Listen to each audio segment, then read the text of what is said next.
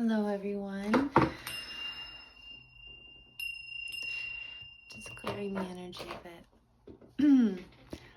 Today, I want to talk about building trust when the ones closest to you have hurt you the most, especially for highly sensitive individuals. So, if you're going through this right now, where you are retraining yourself and learning to trust and open up to individuals again, it can be scary, it can be terrifying, especially when those wounds have cut so deep.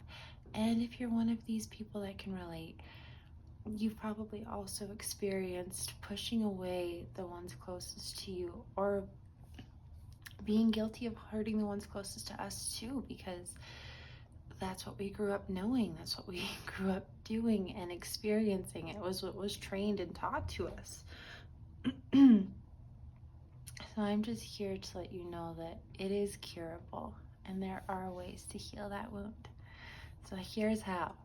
First, set boundaries with the ones that did hurt you, the ones that continue to dig those wounds deep. Because you know what? Chances are they may never change. They're so used to being able to walk all over you, and when you start to set those boundaries, they're not going to know how to take it. They won't know how to handle it. It will be so hard for them. And to this day, I still haven't experienced those people changing. Who knows? Maybe it will one day. But setting those boundaries teaches us our self-worth. We are teaching ourselves what we will not tolerate, what we don't accept anymore, and how we will not be treated. In fact, the most difficult conversation I've ever had in my life, shaking, telling my mom that if they treated me the way they did as a kid, I would leave. And it can be tough because they've gotten so deep. The other thing is that you might have found yourselves attracting people who are emotionally unavailable because, again, that's a safety net for us. There's no emotions involved. You don't have to worry about opening up and then getting hurt. But there is a better way, and that is by kind of establishing these little tests with our new connections. Test out telling them one or two valuable personal things about yourself and see what they do with it. Do they go and gossip and tell other people about it? Do they use it against you? Or were they really just there to listen? Did they really just hold space for you and allow you to be yourself? So try that out with your new connections now, and you'll be able to discern quite quickly who is capable of what. The other part is not to get caught in a victim loop. It sucks, man, it really sucks. And again, if you were like me, you might have had someone that told you to stop feeling sorry for yourself. And that is a double-edged sword because yes, you don't want to get caught in the victim loop. And if we continue to feel sorry for how we were treated and the things that happened, that won't get us anywhere.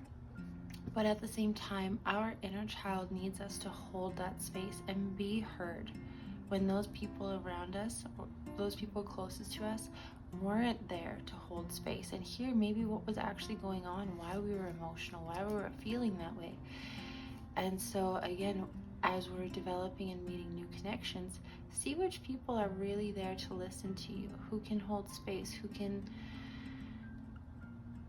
can be an open ear, who aren't quick to change the subject, who maybe are just emotionally mature enough to, even if they don't understand, listen so well that you feel understood. Okay?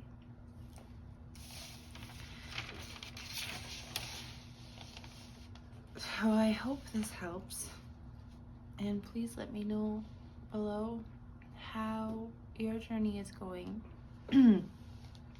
How have you been able to rebuild trust and connections?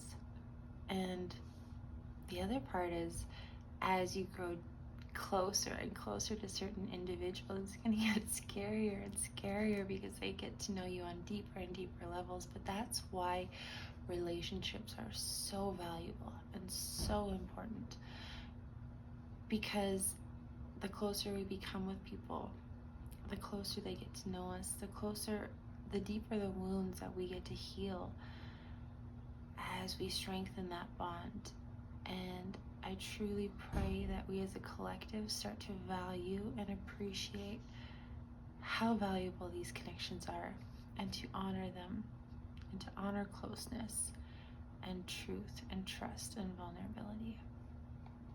Have the most beautiful and blessed day.